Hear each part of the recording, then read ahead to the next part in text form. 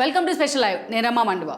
ఈరోజు లైవ్లో భాగంగా మనం తీసుకోబోతున్న టాపిక్ ఏంటంటే, దేవినేని అవినాష్ను టీడీపీ వెంటాడే ప్రయత్నం చేస్తోందా అంటే అవునని అనుకోవాలి. ఎందుకంటే గత కొన్ని రోజులుగా పార్టీ ఆఫీస్ మీద దాడి విషయంలో, అది కూడా ఎంతో టీడీపీ ఒక ప్రతిష్టాత్మకంగా భావించి ఒక ప్రిషియస్గా తీసుకునే మంగళగిరి పార్టీ ఆఫీస్ మీద దాడిని చాలా సీరియస్గా తీసుకున్నారు అటు చంద్రబాబు నాయుడు కానీ అండ్ దెన్ లోకేష్ కానీ.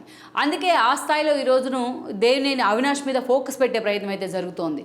ఇప్పటికే ఆ కేసులో కొంతమందిని అవినాష్ అనుచరులు కూడా కొంతమంది అరెస్ట్ అయి ఉన్నారు, మరి కొంతమంది అప్స్కాండ్లో కూడా ఉన్నారు. ఇక ఏకంగా దేవినేని అవినాష్ను ఏ క్షణమైనా అరెస్ట్ చేసే అవకాశం ఉందన్న చర్చ కూడా నడుస్తోంది.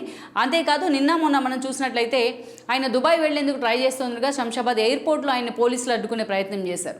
ఆయన ఎక్కడ విదేశాలకు వెళ్లకుండా ఇప్పటికే లుక్అవుట్ నోటీస్ కూడా జారీ అయింది.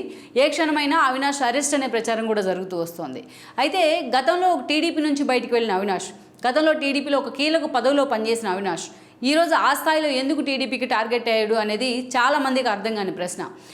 దేవినేని అవినాష్ తండ్రి అయిన రాజశేఖర్తో అలియాస్ నెహ్రూతో చంద్రబాబుకు చాలా గుడ్ రిలేషన్స్ ఉన్నాయి, చాలా గుడ్ లుక్స్లో ఉంటూ వచ్చారు కూడా వాళ్ళిద్దరు. అలాంటి అవినాష్ ఈరోజు ఆయన స్వయంగా చేసుకున్న సెల్ఫ్ గోల్ కారణంగానే, ఆయన చేసుకున్న ఒక స్వయంకృతాపరాధం కారణంగానే ఈరోజు ఆయన తన పరిస్థితిని ఈ స్థాయికి తెచ్చుకున్నారా అన్న చర్చ కూడా జరుగుతోంది. అదే అవినాష్ ఈ రోజున టీడీపీలో ఉండుంటే ఆ పార్టీ తరపున మన ఎమ్మెల్యేగాను గెలిచి ఉండేవాళ్ళు, అండ్ దెన్ ఈరోజు మంత్రి పదవిలో ఉన్నా కూడా ఆశ్చర్యపోవాల్సిన అవసరం లేదని కూడా వాళ్ళ అభిమానులు ఆలోచన చేస్తున్న పరిస్థితి.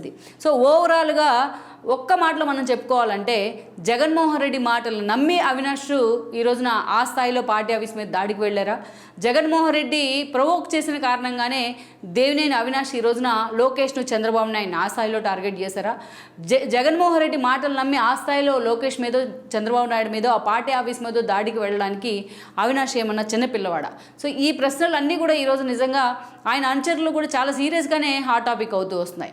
ఈరోజు చాలామంది అవినాష్ పేరు వచ్చినప్పుడల్లా రాధా గురించి పోల్చి చూస్తూ ఉన్నారు.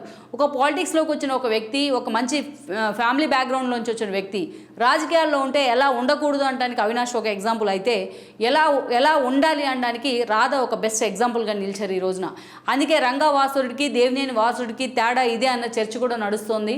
సో ఓవరాల్గా మనం చెప్పుకోవాలంటే అవినాష్ అరెస్ట్ ఖాయమనే చర్చ కూడా నడుస్తోంది.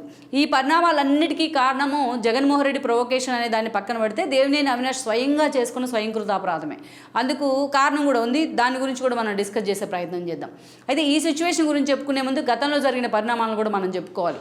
దేవినేని రాజశేఖర్ అలియాస్ దేవినేని నెహ్రూ, అవినాష్ తండ్రి ఆయన. బెజవాడ రాజకీయాల్లో ఒక సుదీర్ఘ రాజకీయ చరిత్ర ఉంది ఆయనకు. తెలుగుదేశం నుంచి తన రాజకీయ ప్రస్థానం స్టార్ట్ చేస్తున్నారు, అండ్ దాని కాంగ్రెస్లో కూడా పలు కీలక పదవులు అనుభవించారు. ఒకే రంగా వర్సెస్ దేవినేని అన్న ఎపిసోడ్ అప్పట్లో ఎలా జరిగింది, ఏ స్థాయిలో రాష్ట్ర వ్యాప్తంగా సంచలనమైంది, ఆ తర్వాత రంగా హత్యకు ఎలాంటి పరిణామాలు దారితీశాయి, ఆ తర్వాత రెండు కులాల మధ్య జరిగిన సమరం, రంగా హత్య కేంద్రంగా ఆ తర్వాత జరిగిన పరిణామాలు ఏంటి అనేది ఈ జనరేషన్కి చాలామందికి తెలిసిందే.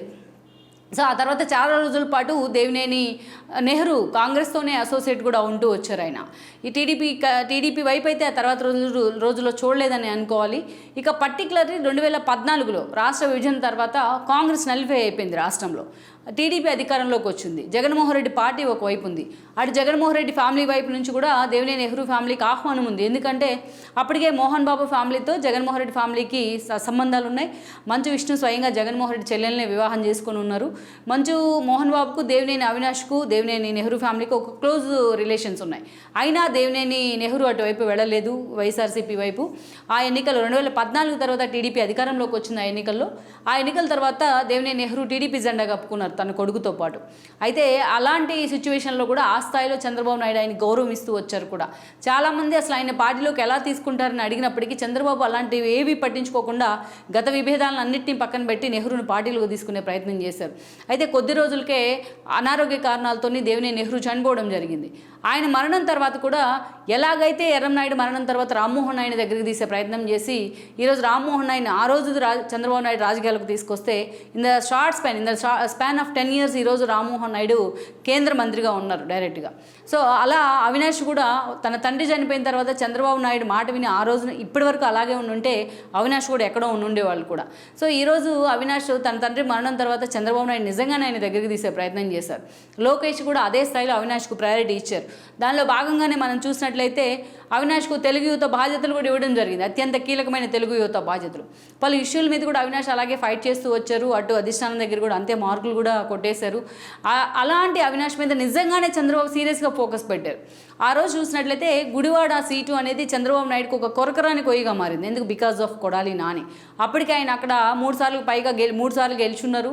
బట్ అలాంటి సిచ్యువేషన్లో అటు అసెంబ్లీలోనూ ఇటు బయట కూడా పదే పదే చంద్రబాబు నాయుడిని టార్గెట్ చేస్తూ, లోకేష్ని టార్గెట్ చేస్తూ ఎప్పుడు వివాదాలకు కేంద్ర బిందువుగా మారారు నాని. అలాంటి నానికి చెక్ పెట్టాలి అంటే, ఆయన ఎలాగైనా ఓడించాలి అంటే ఒక ధీటైన అభ్యర్థిని అక్కడ నిలబెట్టాలనుకున్నారు చంద్రబాబు నాయుడు. అప్పుడు అవినాష్ మీద చంద్రబాబు నాయుడు ఫోకస్ పడింది. ఈ క్రమంలోనే ఎంతమంది వద్దని వారిస్తున్నా ఆ రోజు రావి వెంకటేశ్వరరావుని కానీ, పిన్నమనేని ఫ్యామిలీని కానీ, స్థానికంగా ఉన్న టీడీపీ నేతలు, గుడివాడలో ఉన్న టీడీపీ సీనియర్లు మొత్తాన్ని కూడా కన్విన్స్ చేసి మరి అవినాష్ను చంద్రబాబు నాయుడు తీసుకెళ్లి గుడివాడలో ప్లాన్ చేసే ప్రయత్నం చేశారు.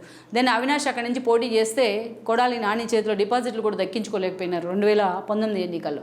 సరే, గెలిచిన తర్వాత అయినా పార్టీకి అండగా ఉంటారా, తనకి టికెట్ ఇచ్చినందుకు ఆ గ్రాటిట్యూడ్ చూపిస్తారా అనుకుంటే, అదే కొడాలి నాని సాహచర్యంతో వెళ్ళి, అదే కొడాలి నాని వెంట వెళ్ళి జగన్మోహన్ రెడ్డి పంచం చేరారు ఆయన. చంద్రబాబు నాయుడికి కనీసం ఆ గ్రేస్ కూడా చూపించకుండా.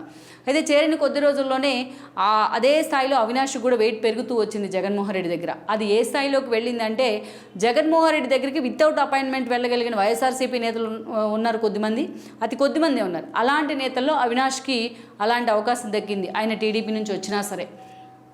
దెన్ వాళ్ళిద్దరి అంతర్గత విషయాలు మనం పక్కన పెడితే, బట్ అవినాష్ను కూడా అదే స్థాయిలో జగన్మోహన్ రెడ్డి ప్యాంపర్ చేస్తూ వచ్చారు.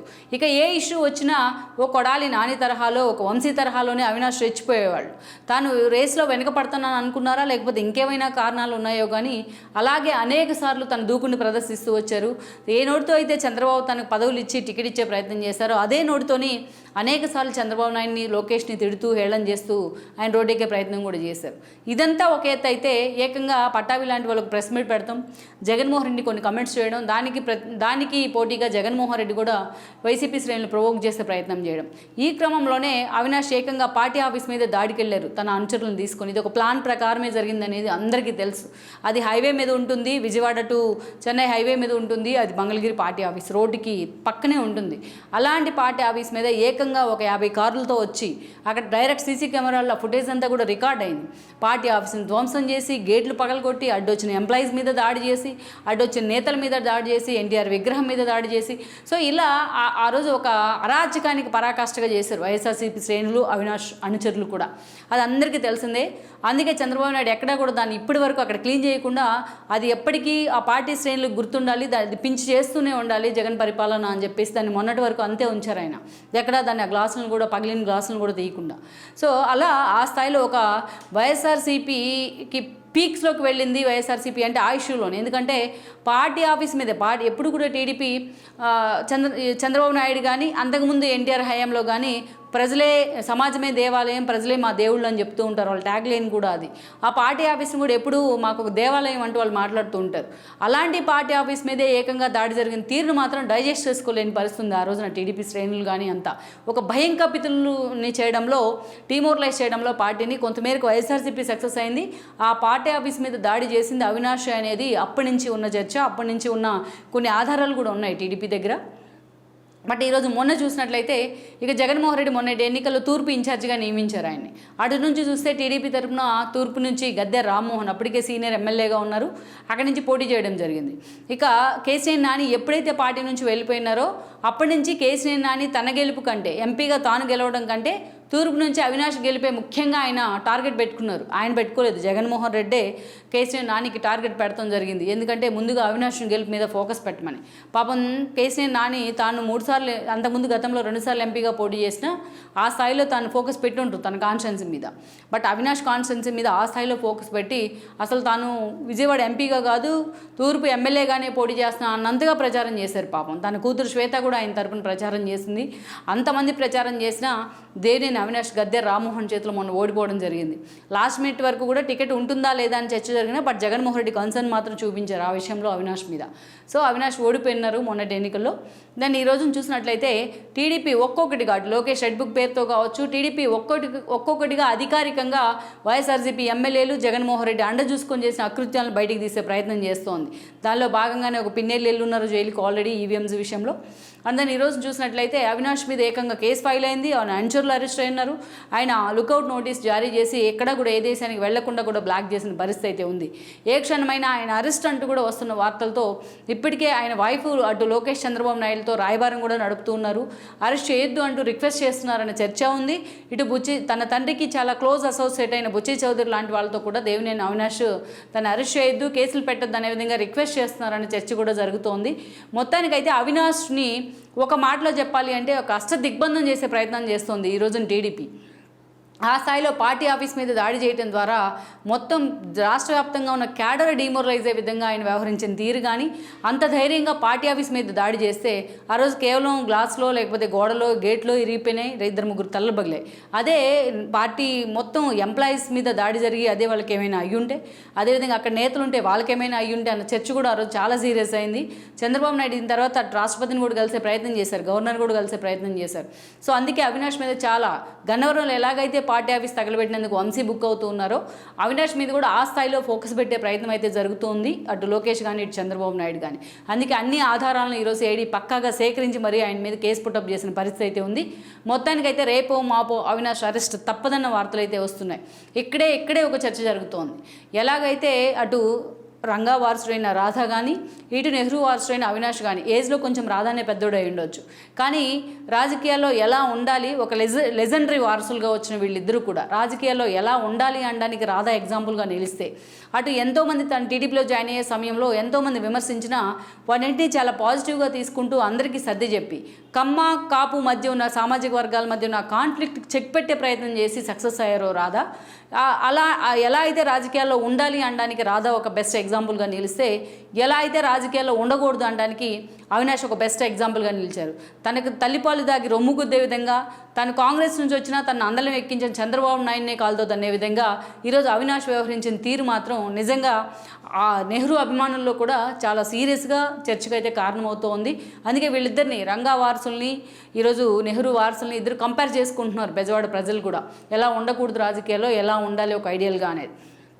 మొత్తానికైతే మాత్రం అవినాష్ అరెస్ట్ పరిణామాలు చాలా ఫాస్ట్గా ముందుకెళ్తూ ఉన్నాయి. మరి ఇలాంటి సిచ్యువేషన్లో అవినాష్ అరెస్ట్ అయినట్లయితే జగన్మోహన్ రెడ్డి ఆయన కాపాడుకోవడానికి ఏం చేయబోతూ ఉన్నారు, తన్ను కాపాడడానికి అవినాష్ ఆ స్థాయిలో తను రెచ్చిపోయినప్పుడు జగన్మోహన్ రెడ్డి ఈరోజు ఏ స్థాయిలో అవినాష్ రెడ్డి కోసం ఆయన ప్రయత్నం చేస్తారన్నది మనం చూడాల్సి ఉంది. మొత్తానికి అవినాష్ కెరీర్ మాత్రం ఈ సిచ్యువేషన్తో ఒక డైలమాలో పడ్డట్టే అని మనం అంచనా వేయచ్చు. ఈ వీడియో మీకు నచ్చినట్లయితే please share, like and subscribe R24 Telugu.